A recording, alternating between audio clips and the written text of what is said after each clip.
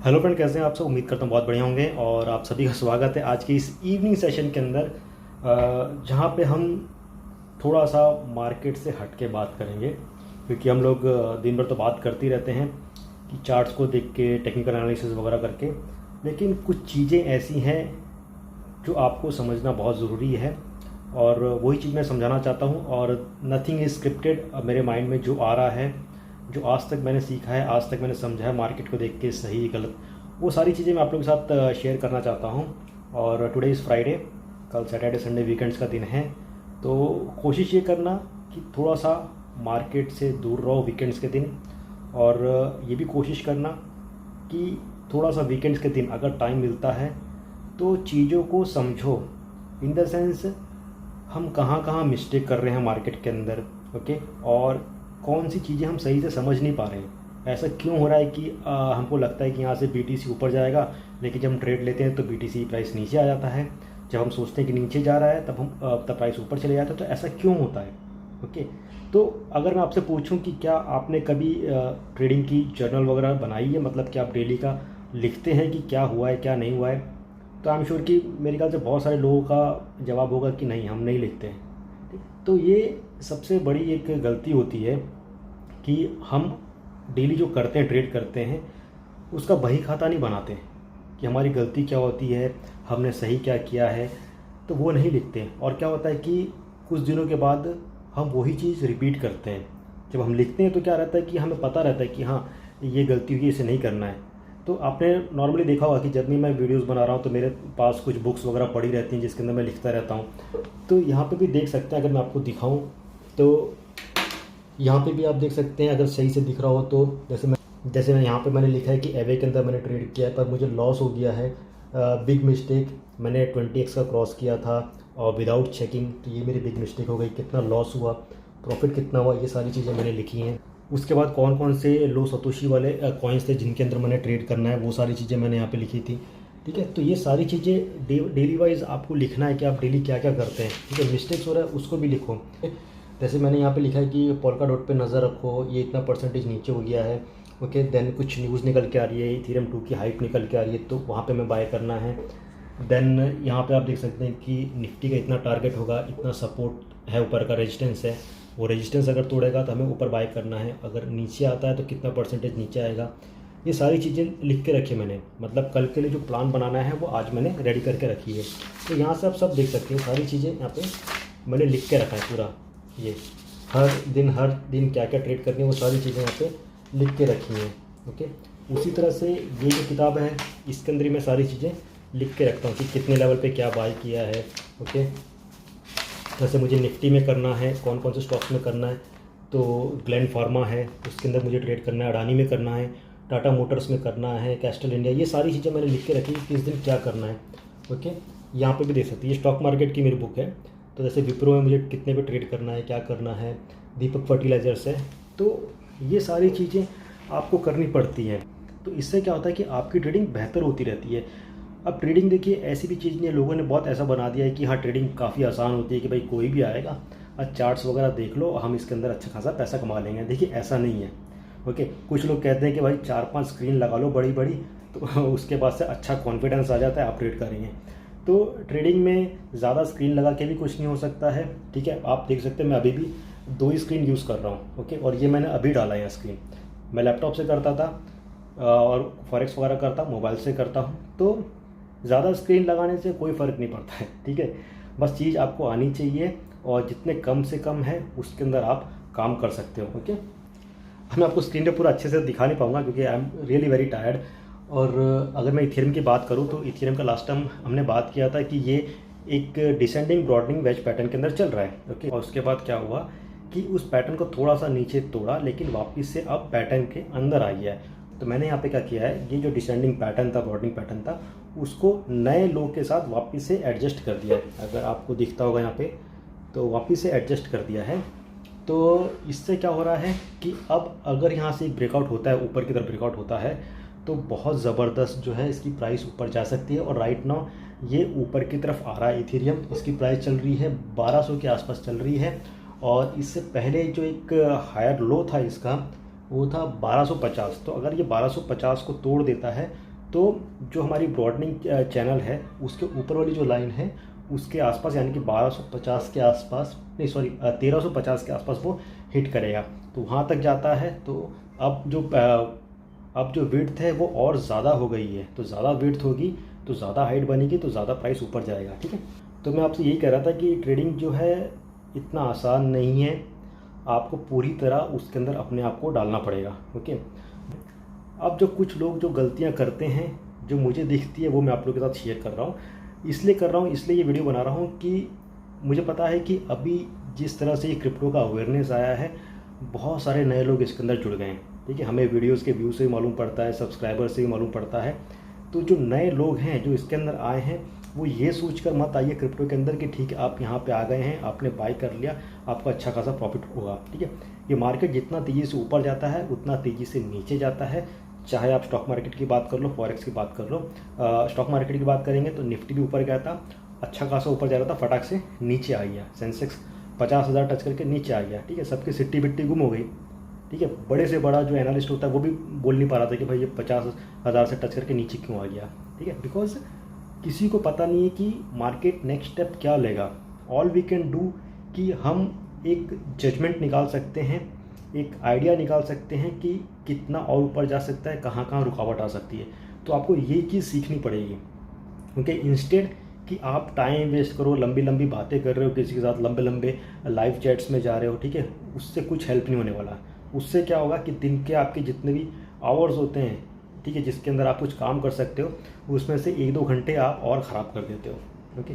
ये मैं अपने हिसाब से बता रहा हूँ, ठीक है, क्योंकि आपने देखा होगा मैं कभी लाइव वगैरह बिल्कुल करता नहीं हूँ। क्या होता है कि हम किसी सही नतीजे पे निकल कर नहीं आते और टाइम काफ़ी ज़्यादा ख़राब होता है। तो मैं आपसे ये कहूँगा कि जितना हो सके ट्रेडिंग पे फोकस कीजिए। आप बहुत सारे लोगों ने मुझसे पूछा था जो बिगिनर्स थे कि चार्ट्स किस पे देखते हैं, तो मैं जो चार्ट्स देखता हूँ वो tradingview.com पे है। वहाँ पे अपना फ्री अकाउंट ओपन कीजिए और वहाँ पे आप चार्ट्स की एनालिसिस वगैरह कर सकते हैं, चाहे स्टॉक मार्केट है, फॉरेक्स है या क्रिप्टो है। जो बिगिनर्स हैं, जो न्यू कमर्स है इसके अंदर, उनको मैं ये कहना चाहूँगा कि उनका जो क्वेश्चन रहता है कि एक्सचेंज कौन सा पकड़ें, ओके। तो एक्सचेंज मेरे हिसाब से मैं आपको रेकमेंड करूँगा, बाइनेंस करूँगा, बायबिट करूँगा, FTX करूँगा। ये 3 जो एक्सचेंजेस हैं मेरी नज़र में बहुत बढ़िया हैं। और अगर आप पूछते हो इंडियन एक्सचेंजेस को प्रीफर करना है कि नहीं करना है, तो पर्सनली मैं तो यूज़ नहीं करता हूँ।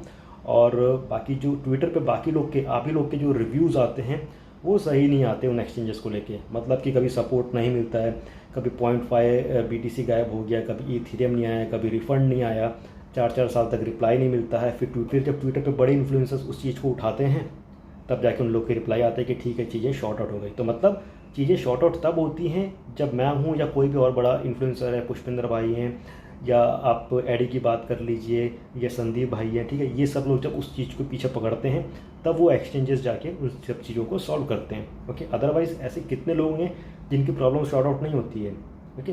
तो एक्सचेंज वही पकड़ो जहाँ पे सबसे ज़्यादा वॉल्यूम हो, वोलाटाइल रहे, ताकि आप जब ट्रेड करो स्मूथली जाए और उसकी जो प्राइस है अराउंड द मार्केट जो एक्सचेंजेस है उससे काफ़ी हद तक सेम रहे। दूसरी चीज़, आप पीयर टू पीयर एक्सचेंज की बात करेंगे तो पीयर टू पीयर एक्सचेंज बहुत सारे हैं, लेकिन अभी जो बहुत सारे लोग सही से यूज़ कर रहे हैं और जिसकी सर्विस भी सही है, तो मेरे हिसाब से पैक्सफुल है, उसको आप यूज़ कर सकते हैं। ये मैं न्यू कमर्स लोग को बता रहा हूँ, ओके। अब हम थोड़ा सा बात करते हैं इस मार्केट को लेके बात करते हैं, और मार्केट में अभी क्या लगता है, ऑनेस्टली बात करेंगे। देखिए, मार्केट में प्राइस गया 40,000, ओके। आपको भी पता है, मुझे भी पता है, सबको पता है कि सबको अच्छा तो लगा, लेकिन अंदर से उतना अच्छा नहीं लगा, क्योंकि किसी का हाथ में कुछ आया ही नहीं।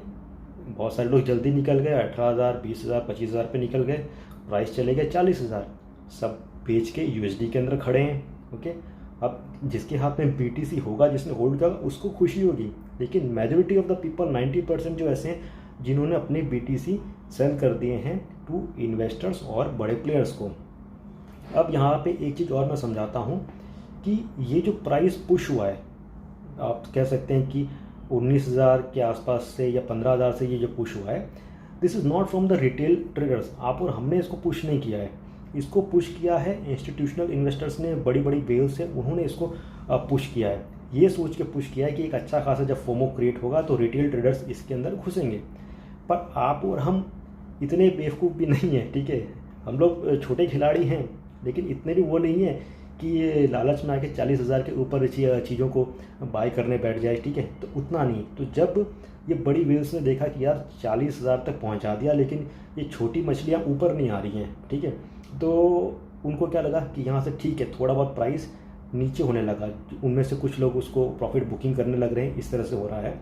और साथ में आप ये भी चीज़ एक नोटिस करना कि जब भी बाइनेंस का एक ट्वीट आता है ट्विटर के ऊपर कि कुछ मेंटेनेंस होने वाला, if I am not wrong, कल एक दिन पहले कुछ बाइनेंस का एक ट्वीट आया था कि कुछ मेंटेनेंस है फ्रॉम 9 बजे से 4 बजे यूटीसी टाइम के हिसाब से था, और उसके बाद से आप देखो प्राइस नीचे आया, ठीक है। मैं ये बात सही कह रहा हूँ, आप चेक कर लेना, ठीक है। तो जब भी ये सारी चीज़ होती है मेंटेनेंस वगैरह, तो प्राइस नीचे आता है। तो इसमें देखिए मैनिपुलेशन भी बहुत ज़्यादा रहता है। और अभी आप ये पूछेंगे कि क्या करना चाहिए, बीटीसी का प्राइस नीचे आएगा या ऊपर जाएगा, कब बाय करना है। देखिए बाय करने के लिए बहुत सारे लोग बैठे हैं, ओके।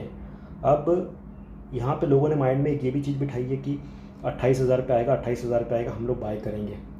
तो जब ज़्यादा लोग सोचते हैं कि 28,000 पे आएगा, हम बाय करेंगे, तो प्राइस जो रहता है एक 28,850 का डिप तो मारा है। और अगर ये प्राइस 33,000 से ऊपर सस्टेन नहीं करता है, तो आप समझ लो कि ये जो बॉटम है इसको वापस से रीटेस्ट होगा। जैसे मैं हमेशा से बहुत पहले भी कहता था, जो भी वीडियोस में बनाता था जब मार्केट क्रैश होता था, मैं कहता था कि अगर एक स्पाइक नीचे आता है और तुरंत ऊपर आता है और ऊपर अच्छे से सस्टेन करके नहीं जाता है, तो वो लेवल जो है वापस से रीटेस्ट होता है, ओके। तो अगर ये 33,400 से ऊपर नहीं जाता है, दैट मीन्स वो प्राइस रीटेस्ट होगा। 28,850 से नीचे भी आ सकता है, 25 के आसपास, और मैंने 22-25 की एक रेंज बनाई है। अगर वहाँ तक आएगा तो as per the volume profile जो हम चार्ट के ऊपर डालते हैं, तो उसमें हमें ये पता चलता है कि 27-28 के आसपास जो बाइंग इंटरेस्ट है वो काफ़ी ज़्यादा लोगों की, ओके। तो उस हिसाब से उस रेंज पे आएगा तो बाइंग होगी, और वापस से अगर सपोज़ कीजिए 27-28 पे आता है, 25 पे आता है, तो वहाँ से बाइंग होगी, और वापस से जो प्राइस होगा एटलीस्ट 30 तक जाएगा।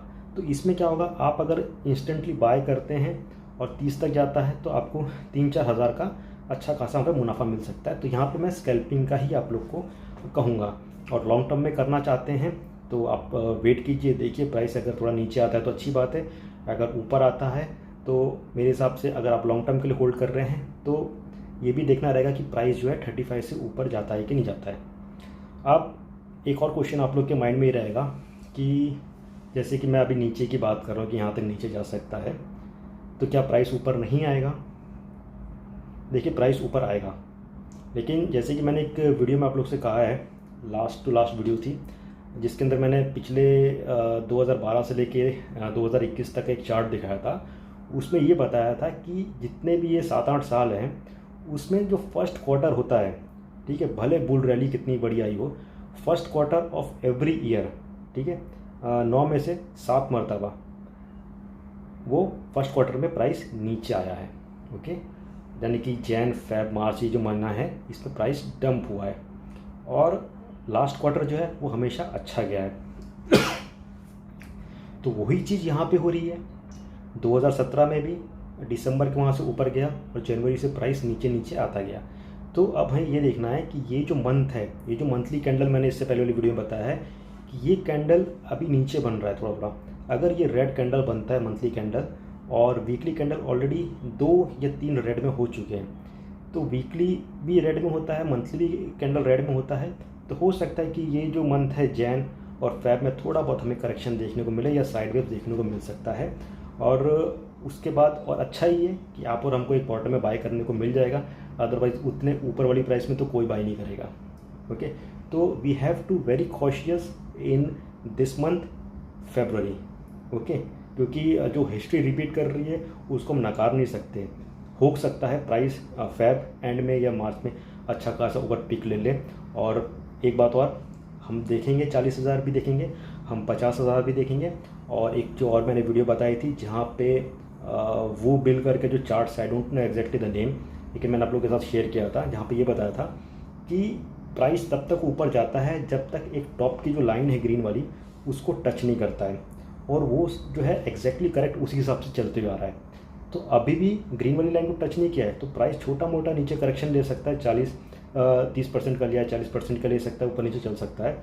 उसके बाद से ग्रीन पे जब टच करेगा तो ग्रीन पे जो उसकी प्राइस होगी वो $97,000 के आसपास रहेगी, या लमसम $1,00,000 के आसपास रहेगी। अब वो हो सकता है इस साल के अंदर तो आ ही जाएगा, ठीक है। तो ओवरऑल चीज़ें काफ़ी बुलिश हैं, लेकिन एंट्री वाइज जो है आपको थोड़ा सा सोच समझ के यहाँ पे लेना पड़ेगा।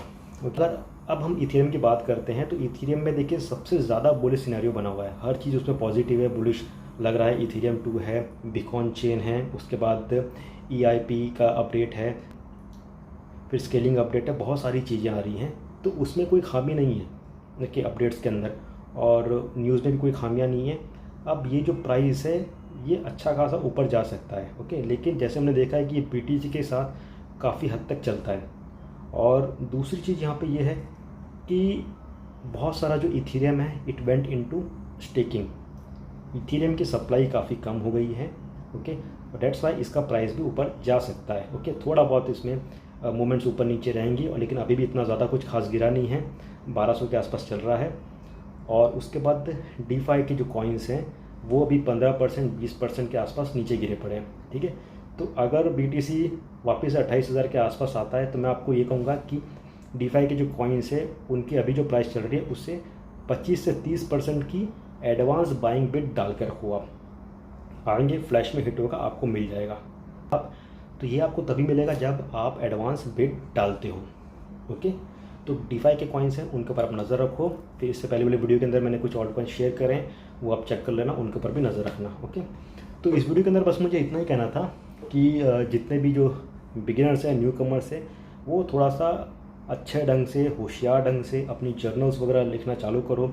दिन में क्या ट्रेड कर रहे हो, कितना नुकसान हो रहा है, कितना प्रॉफिट हो रहा है, आपके पास फंड कितना बचा है, आप रिस्क और रिवार्ड कितना उठा रहे हो, ठीक है। रिस्क मैनेजमेंट आपका क्या बता रहा है। अगर आप ये सब नहीं कर रहे हो, आँख बंद करके तुक्का मार के ट्रेडिंग कर रहे हो, ठीक है, ये भी नहीं देख रहे हो कि आपकी बैलेंस कितनी है, कितना परसेंटेज की ग्रोथ हुई है, तो कोई फ़ायदा नहीं है। आपको पता ही नहीं चलेगा आप प्रॉफिट में हो कि लॉस में हो, ओके। और आप इस हिसाब से ट्रेड करोगे कि हाँ दिन का 100-200 प्रॉफिट हो रहा है तो आपको अच्छा लग रहा है, लेकिन कुछ ऐसे ट्रेड्स हो रहे हैं जहाँ पे आपको 1000 का नुकसान हो रहा है, तो उस पर आपको नोटिस करना है। और दूसरी चीज़, अभी मैं यहाँ BTC का प्राइस ये देख रहा हूँ कि राइट नाउ इसकी प्राइस चल रही है 31,747 चल रही है। 4 आवर्स का चार्ट है, जहाँ पे मैंने आपको बताया था 200 मूविंग एवरेज को इसने ब्रेक किया था।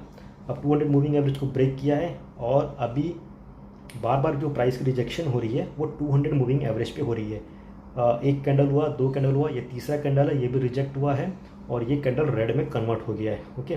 तो अगर ये क्रॉस नहीं कर पाता है 200 मूविंग एवरेज को, कैंडल की जो क्लोजिंग है 200 मूविंग एवरेज से ऊपर नहीं होती है, डेट मीन्स चीज़ें बेरिश हैं, और आप 28,500 से नीचे चीज़ें एक्सपेक्ट कर सकते हो। बट थोड़ा सा सब्र करना पड़ेगा, और वीकेंड्स का दिन है, बी केयरफुल। मार्केट में जो डंप आते हैं वो अर्ली आवर्स आते हैं इंडियन टाइम के हिसाब से, यानी कि सुबह 4:30 बजे, 5 बजे, 6 बजे ऐसे आते हैं। तो उस समय अगर आप जग रहे हो तो थोड़ा मार्केट देखना, आपको आइडिया मिल जाएगा, ठीक है। तो ये था quick update on BTC Ethereum crypto market for beginners, new commerce की क्या करना चाहिए, क्या नहीं करना चाहिए। तो मैं आपको ये कहूँगा कि मेहनत करो, एनालिसिस पे फोकस करो, प्रैक्टिस करते रहो। जितनी ज़्यादा प्रैक्टिस करोगे परफेक्शन उतनी ज़्यादा अच्छी आएगी, और अच्छे ट्रेड ले पाओगे। एटलीस्ट 10 में से 6-7 ट्रेड आपके अच्छे जाएंगे, ठीक है। मैं ये भी नहीं कहता हूँ कि आप एकदम एक्सपर्ट बन जाओगे। आज की तारीख में भी हमारे लॉस होते हैं, ठीक है। ऐसा नहीं है कि मैंने ये सब कर लिया, सीख लिया तो मेरे को हर ट्रेड में अच्छा प्रॉफिट हो रहा है, नहीं, लॉस भी होता है, ठीक है। लेकिन लॉस कम होता है। अगर मुझको 10 में से 4 ट्रेड के अंदर भी लॉस हुआ तो मेरा लॉस कम होता है, क्योंकि मैं स्टॉप लॉस लेके चलता हूँ 2%, कुछ भी हो जाए 2% रखना है। तो 2 यानी कि 8% का लॉस हुआ, प्रॉफिट कितना रखा है, 3% के आसपास रखा है, ओके। तो आप इमेजिन करिए प्रॉफिट ज़्यादा होगा, लॉस कम होगा, ओवरऑल आप प्रॉफिट में रहोगे, ओके। तो इस पर आप ध्यान रखिए, स्टॉप लॉस पे भी ध्यान रखिए, लॉस कभी लंबा मत करो, कट कर दो, नुकसान तो नुकसान, ओके। तो इस वीडियो को ज़्यादा लंबा नहीं करूँगा, बस यही सारी चीज़ें आप लोग को समझानी थी। और वीकेंड्स का दिन है, अगर कुछ समझ नहीं आए तो रेस्ट करो, घूमो फिरो, माइंड को फ्रेश करो, ठीक है। तो दोस्तों ये वीडियो अगर पसंद आई होगी तो इस वीडियो को ज़्यादा से ज़्यादा लाइक करना, अपने दोस्तों के साथ शेयर करना, ताकि उनको भी ट्रेडिंग के बारे में मालूम पड़ सके। और मैंने जो बातें कही हैं, जो मेरे माइंड में थी, जो मुझे सही लगा, वो मैंने आप लोग के साथ शेयर किया है। तो दोस्तों जल्द मिलेंगे, तब तक के लिए take care, have a great day.